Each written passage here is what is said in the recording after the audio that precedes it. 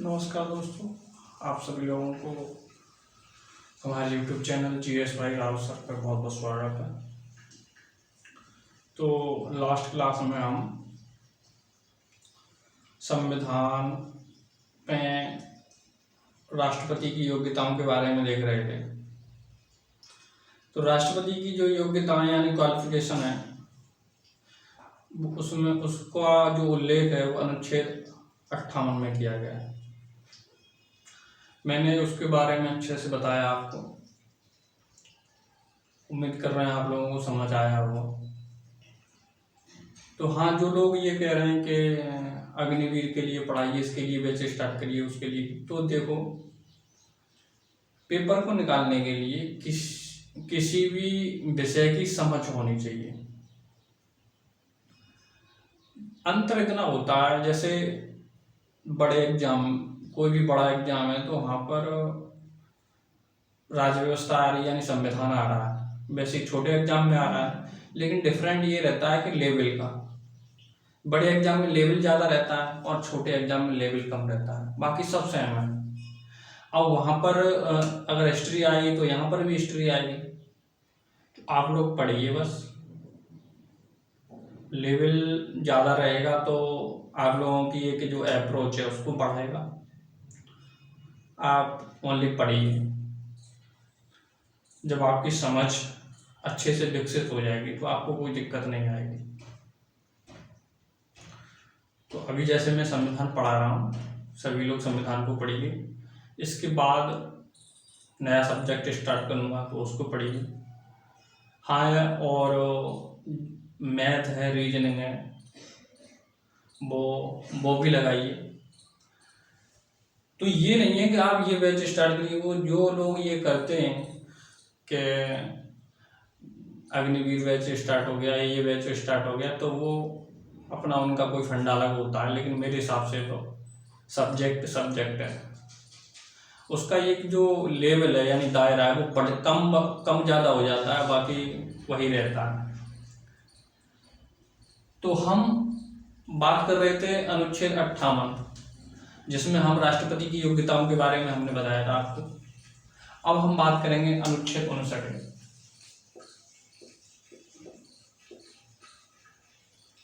अनुच्छेद 59, जिसमें दोस्तों हम बात कर रहे हैं राष्ट्रपति को संसद या राज्य के जो विधानमंडल है उनका सदस्य नहीं होना चाहिए। अगर वो सदस्य हैं और कोई भी उम्मीदवार है, अगर वो राष्ट्रपति के चुनाव लड़ रहा है तो वो सदस्य नहीं होना चाहिए संसद का और राज्य के विधानमंडल का। अगर वो है और निर्वाचित, राष्ट्रपति के पद पर निर्वाचित हो जाता है तो उसका जो पहले पद था वो रिक्त समझा जाएगा। अनुच्छेद 59 में इससे संबंधित बात की गई है। तो जैसे मैंने अभी बताया आपको, संसद का और राज्य के विधानमंडल का सदस्य नहीं होना चाहिए कोई उम्मीदवार राष्ट्रपति के पद के लिए अगर चुनाव लड़ रहा है। दूसरी चीज, अगर निर्वाचित हो जाता राष्ट्रपति पद के लिए तो जो उसके पहले जिसका इनका सदस्य था तो वो सदस्य उसका पद जो रिक्त माना जाएगा। राष्ट्रपति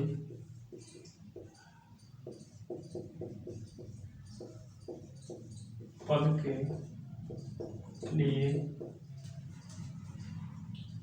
राष्ट्रपति पद के निर्वाचित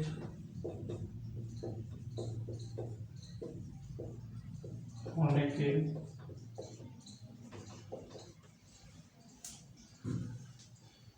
से पूर्व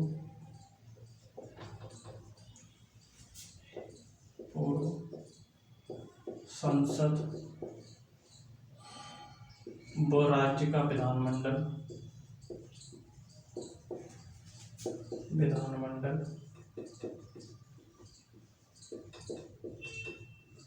का सदस्य नहीं होना चाहिए,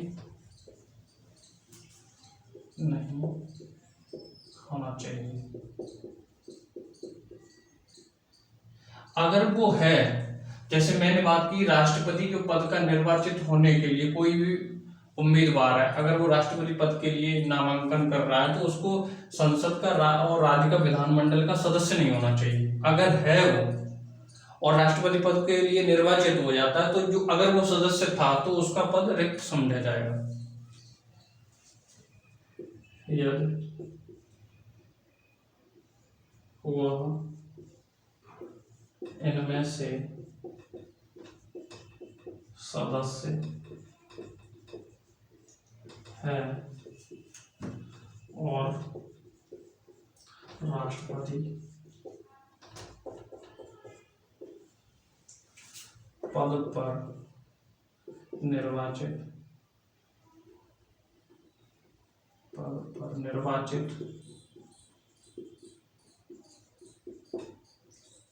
हो जाता है तो उसका सदस्य जो पहले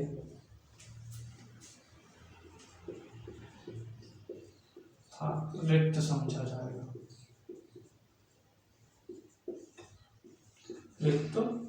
जाएगा।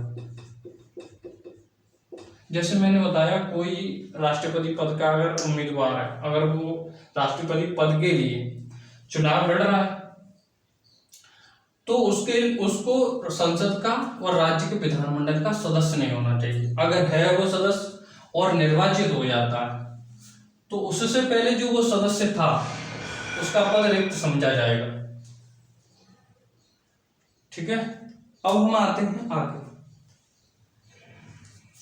यहां पर अपन उसके कार्यकाल, जैसे राष्ट्रपति पद का अगर वो निर्वाचित हो जाता है उसके कार्यकाल के दौरान तो कोई अन्य पद ग्रहण नहीं कर सकता।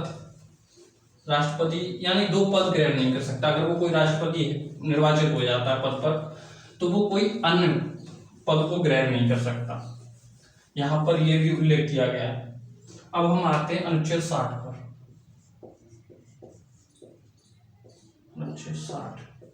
अनुच्छेद 60 में दोस्तों बात की गई है राष्ट्रपति की जो शपथ के बारे में। तो राष्ट्रपति पद पर निर्वाचित होने से, पद ग्रहण करने से पूर्व, निर्वाचित के होने के बाद जो पद ग्रहण करते हैं उससे पहले शपथ लेनी होती है। तो शपथ उच्चतम न्यायालय के मुख्य न्यायाधीश व उनकी अनुपस्थिति में वरिष्ठ न्यायाधीश सदस्य वो शपथ दिलाते हैं। राष्ट्रपति के पद पर निर्वाचित होने के बाद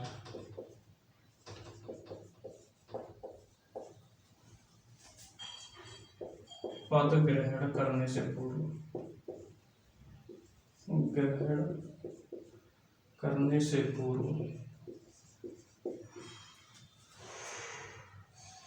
उच्चतम न्यायालय के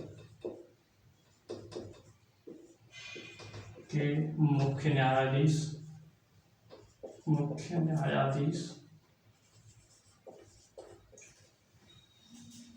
की उपस्थिति में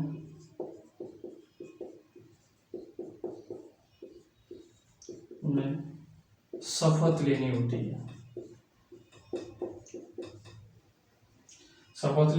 है। जैसे मैंने बताया आपको, राष्ट्रपति के पद पर कोई व्यक्ति अगर निर्वाचित हो जाता है तो उसको पद ग्रहण करने से पूर्व उच्चतम न्यायालय के मुख्य न्यायाधीश के समक्ष या उपस्थिति में शपथ लेनी होती है। लेकिन अगर मुख्य न्यायाधीश की अगर अनुपस्थिति है तो जो उच्चतम न्यायालय के वरिष्ठ न्यायाधीश होते हैं वो शपथ दिलाते हैं। मुख्य न्यायाधीश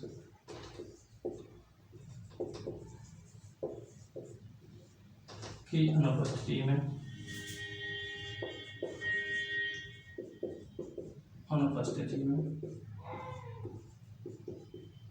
अन्य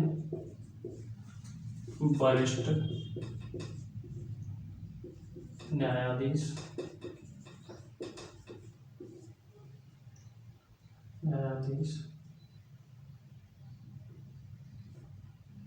शपथ दिलाते हैं।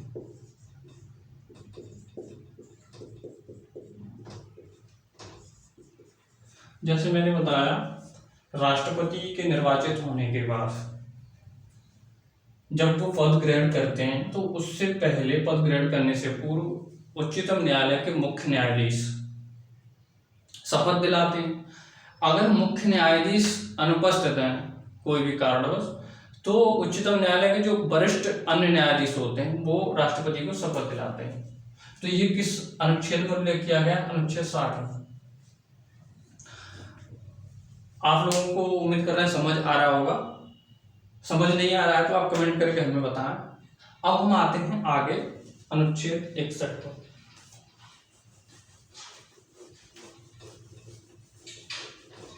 अनुच्छेद 61 में दोस्तों बात की गई है राष्ट्रपति के महाभियोग के बारे में।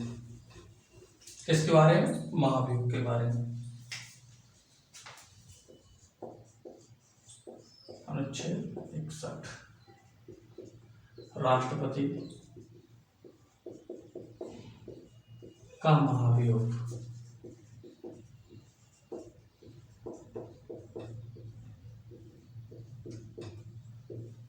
महाभियोग का मतलब है संविधान का उल्लंघन। राष्ट्रपति अगर संविधान का उल्लंघन करते हैं तो उनको महाभियोग की प्रक्रिया द्वारा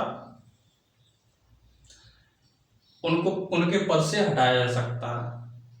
अब उनके जो हटाने की प्रक्रिया है उसके बारे में हम देखते हैं। तो राष्ट्रपति का जो महाभियोग का उल्लेख किस अनुच्छेद में किया गया? अनुच्छेद 61 में। ये एग्जाम में बहुत ज्यादा पूछा जाता है। तो जो हम बात कर रहे हैं राष्ट्रपति के महाभियोग की, तो पहले तो ये समझ लो, ये संसद के दोनों सदनों में, लोकसभा और राज्यसभा दोनों में इसको पेश किया जा सकता है। दोनों में पेश करने के साथ साथ यहाँ पर जैसे अगर लोकसभा में मान लो पेश किया जा रहा है या राज्यसभा में पेश किया जा रहा है, तो जिस सदन में ये पेश किया जा रहा है तो उसके 1/4 जो सदस्य होते हैं 1/4 वो उस महाभियोग की जो महाभियोग पत्र है उस पर हस्ताक्षर करते हैं। हस्ताक्षर करने के बाद राष्ट्रपति के पास एक 14 दिन पहले नोटिस भेजा जाता है। उस नोटिस के माध्यम से वो जवाब देते हैं। अगर वो स्वयं जवाब न देकर किसी अपने अन्य प्रतिनिधि के माध्यम से जवाब दिलवा सकते हैं। तो यहाँ पर जैसे मैंने बताया लोकसभा और राज्यसभा दोनों में पेश किया जा सकता है। जिस सदन में ये पेश किया जा रहा है उसके 1/4 सदस्य उस पर हस्ताक्षर करेंगे। हस्ताक्षर होने के बाद ये राष्ट्रपति 14 दिन पहले राष्ट्रपति के पास नोटिस भेजा जाएगा। राष्ट्रपति उसके माध्यम से जवाब देते हैं, स्वयं दें या अपने किसी प्रतिनिधि के माध्यम से जवाब को दिलवाएं। तो यहाँ पर ये लोकसभा व राज्यसभा में 2/3 यानी 2/3 लोकसभा में पास होने के बाद राज्यसभा में जाता है। राज्यसभा में 2/3 पास होने के बाद लोकसभा में जाता है और दोनों सदनों में ये पास हो जाता है तो राष्ट्रपति को इस्तीफा देना होता है। तो राष्ट्रपति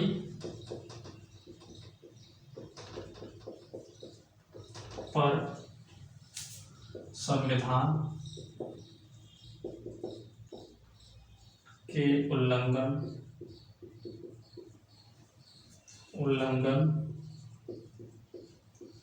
करने पर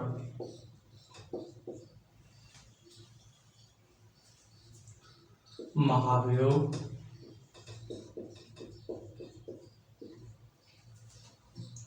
के माध्यम से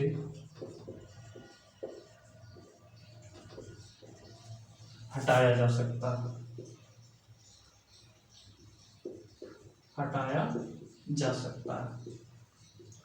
अब जैसे मैंने बताया महाभियोग के बारे में, तो महाभियोग का मतलब है संविधान का उल्लंघन। संविधान का उल्लंघन भी संविधान में, जो संविधान का उल्लंघन शब्द है, ये भी संविधान में इसका कोई विस्तृत वो नहीं किया गया है, परिभाषित नहीं किया गया है। तो यहाँ पर जो महाभियोग की प्रक्रिया मैंने अभी बताया, जैसे संसद के 2 सदन होते हैं, एक तो लोकसभा और दूसरा राज्यसभा।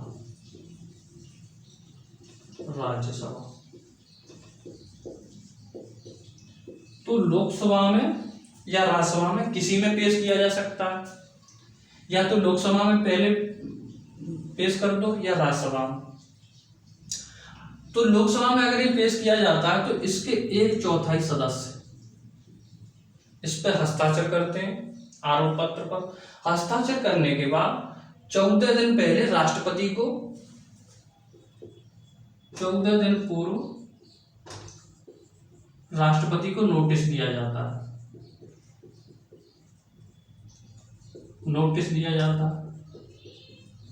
उस नोटिस का वो जवाब स्वयं या अपने किसी प्रतिनिधि के माध्यम से दिलवाते हैं, वो उनके ऊपर डिपेंड करता है। तो यहाँ पर ये लोकसभा में अगर पेश कर दिया मान लो, और 1/4 सदस्य ने हस्ताक्षर कर दिए, तो इसके बाद इसकी प्रक्रिया आरंभ होगी। तो यह लोकसभा के 2/3 सदस्य इसको पास कर देते हैं। उसके बाद में अगर राज्यसभा के पास जाता है तो इसके 2/3 सदस्य पास कर देते हैं। उसके बाद में राष्ट्रपति को इस्तीफा देना होगा। तो हमने क्या क्या देखा यहाँ पर, सबसे पहले आरोप पत्र पर 1/4 सदस्य हस्ताक्षर करते हैं, तब तो इसकी प्रक्रिया प्रारंभ होती है। उसके बाद 14 दिन पहले नोटिस देना होता है राष्ट्रपति को, तो उसका वो जवाब देते हैं। इसके बाद में इसकी जो प्रक्रिया है लोकसभा एवं राज्यसभा दोनों में स्टार्ट होती है, कहीं भी हो सकती है। तो लोकसभा में अगर 2/3 सदस्य इसको पास कर देते हैं, इसके बाद दूसरे सदन में जब ये जाता है आरोप पत्र, तो उसके बाद में जांच के बाद राज्यसभा में पास हो जाता है, तो राष्ट्रपति को इस्तीफा देना होता है। अब हम यही बात करेंगे कि यहाँ पर भाग कौन लेते हैं। जैसे हमने राष्ट्रपति का निर्वाचक मंडल देखा, आपको ध्यान होगा लास्ट क्लास में मैंने पढ़ाया था अनुच्छेद 54 के बारे में। वहां पर निर्वाचक मंडल में देखा था कौन कौन शामिल होते हैं, जो निर्वाचित सदस्य होते हैं। यहाँ पर लोकसभा व राज्यसभा के निर्वाचित के साथ साथ मनोनीत सदस्य भी भाग लेते हैं, ये आपको ध्यान रखना। निर्वाचित के साथ साथ मनोनीत भी। लेकिन हाँ, जो राज्य विधानसभाओं के और केंद्र शासित प्रदेश के जो निर्वाचित सदस्य थे, वो यहाँ पर भाग नहीं लेंगे। वहां निर्वाचक मंडल में राष्ट्रपति के चुनाव में भाग ले रहे थे, लेकिन यहाँ महाभियोग में वो भाग नहीं लेंगे। फिर ध्यान रखना है आपको। तो यहाँ पर जैसे इसकी महाभियोग की प्रक्रिया में कौन कौन भाग लेगा, ये निर्वाचित और मनोनीत दोनों भाग लेंगे। लेकिन राज्यसभा के राज्य विधानसभाओं के निर्वाचित सदस्य और राज्य के केंद्र शासित प्रदेश के निर्वाचित सदस्य और मनोनीत सदस्य यहाँ पर भाग नहीं लेते। तो ये आपको ध्यान रखना। अब हम आते हैं आगे। तो ये जो राष्ट्रपति की महाभियोग की प्रक्रिया, वो कैसी प्रक्रिया, अर्ध न्यायिक प्रक्रिया, यानी न्यायिक प्रक्रिया नहीं। तो संविधान, अगर जैसे किसी अच्छे लेवल का क्वेश्चन बनेगा तो पूछेगा एग्जाम में, राष्ट्रपति की महाभियोग की प्रक्रिया है अर्ध न्यायिक, न्यायिक, या ये दोनों, या इनमें से कोई नहीं। तो दोस्तों ये अर्ध न्यायिक प्रक्रिया है। अब हम आते हैं आगे। तो वैसे जो राष्ट्रपति पर महाभियोग है, अभी तक किसी पर पास नहीं हो पाया है, किसी पर नहीं लग पाया है। और आप देख रहे हैं 2/3 बहुमत से पास होता है, तो ये बहुत जटिल प्रक्रिया है। संविधान जैसे संशोधन होता है तो वो प्रक्रिया है 2/3, वो यहाँ प्रक्रिया है। तो ये जटिल प्रक्रिया, कोई सरल नहीं है। अब हम आगे देखेंगे अनुच्छेद 62 के बारे में।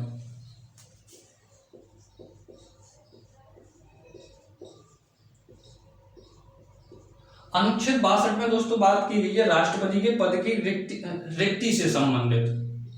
यानी कोई भी राष्ट्रपति, अगर राष्ट्रपति का जो पद है और राष्ट्रपति पद धारण करने के बाद 5 वर्ष तक उनका कार्यकाल होता है। लेकिन 5 वर्ष से पहले महाभियोग की प्रक्रिया द्वारा या आकस्मिक कोई घटना, मृत्यु या कोई भी दुर्घटना के कारण पद रिक्त हो जाता है तो उससे पूर्व उस 6 महीने के भीतर ही चुनाव करा लेने चाहिए। लेकिन यहाँ पर चुनाव कराने के साथ साथ अगर जैसे आकस्मिक घटना से कोई पद रिक्त होता है राष्ट्रपति का, तो जो उपराष्ट्रपति होते हैं वो कार्यवाहक राष्ट्रपति के रूप में काम करते हैं।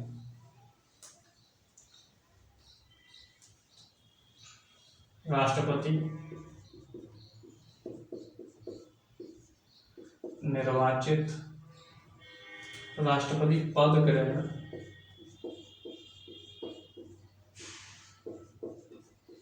करने के बाद 5 वर्ष तक उनका कार्यकाल होता है।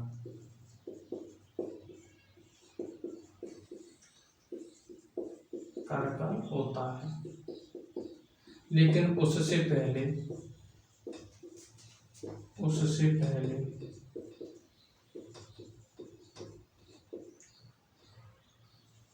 इस्तीफा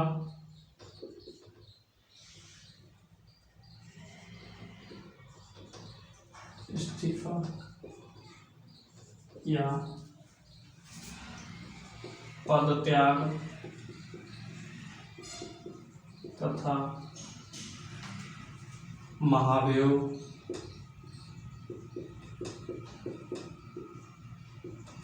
के बाद पद रिक्त होने पर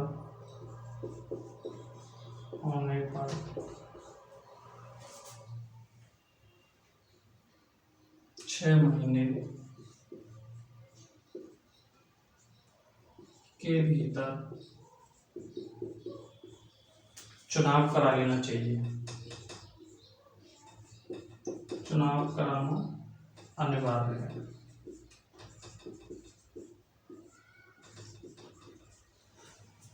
तो हमने बात की, अगर जैसे राष्ट्रपति का पद आकस्मिक घटना से कोई भी पद रिक्त हो जाता है तो उस तुरंत 6 महीने के भीतर चुनाव करा लेना चाहिए। लेकिन उससे पहले जब आकस्मिक घटना से मृत्यु या कोई भी आकस्मिक घटना होती है तो उसके जो पद रिक्त, क्योंकि ये राष्ट्रपति का पद है, सम्मानजनक पद है और ये रिक्त नहीं हो सकता, यानी ये सम्मानजनक पद है और राष्ट्र का प्रमुख पद है। तो अगर ये आकस्मिक घटना से या किसी भी कारणवश पद रिक्त होता है तो जो उपराष्ट्रपति होते हैं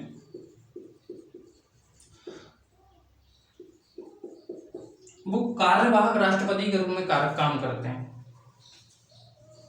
कार्यवाहक राष्ट्रपति के रूप में काम करते हैं।